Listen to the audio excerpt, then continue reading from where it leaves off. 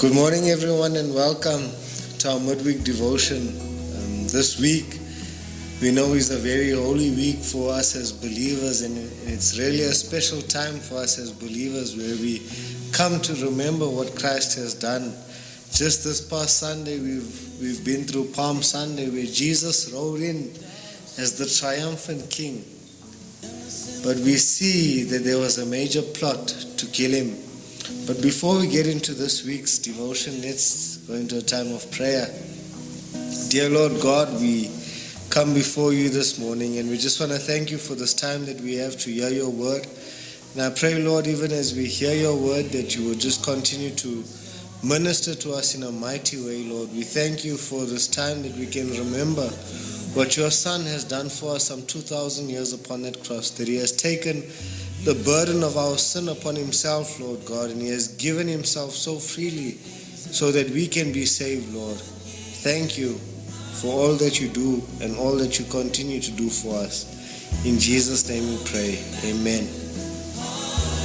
If you have your Bibles open, we're going to be reading from Luke chapter 19, and I'll be reading from verses 37, and it says, "When he came near the place where the road goes down to the Mount of Olives, the whole crowd of disciples began joyfully to praise God in loud voices for all the miracles that they had seen.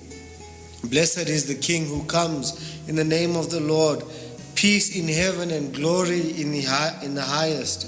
Some of the Pharisees in the crowd said to Jesus, 'Teacher, rebuke your disciples.'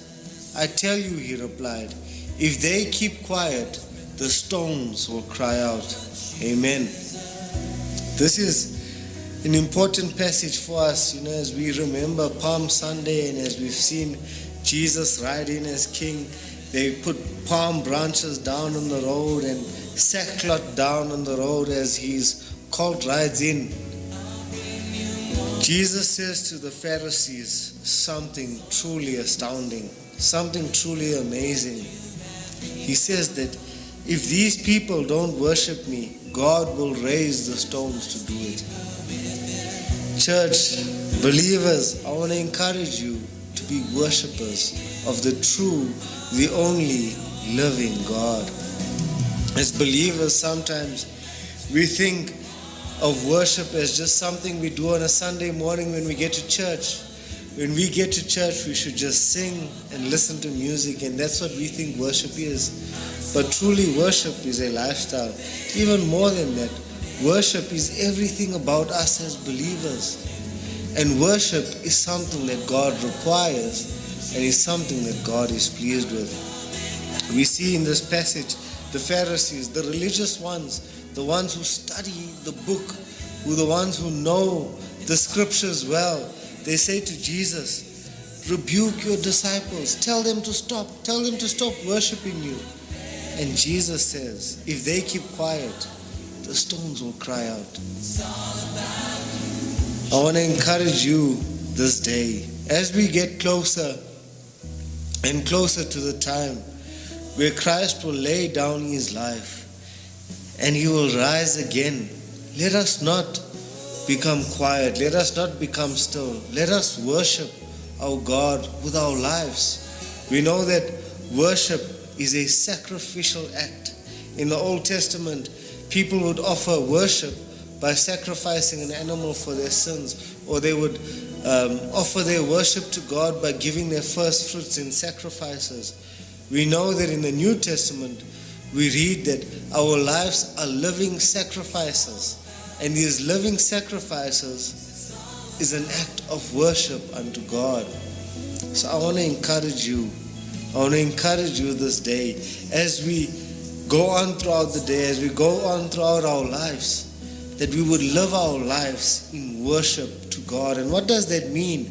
That means everything about us, our giving, our speaking, our thinking, everything that is within us, everything that we do, all that we say when we speak, our actions, is all an act of worship unto God.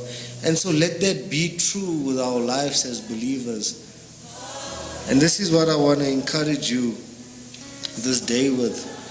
Secondly, we see that as Jesus comes in, it says the crowd began to joyfully praise God in loud voices. Our praise is not for man, brothers and sisters. Our praise is alone set apart for a holy God, for a God who has done a great work which we can never accomplish. And so I want to encourage you this morning. When we worship, it's not so that anyone can see what we do. Our worship is for God and for God alone.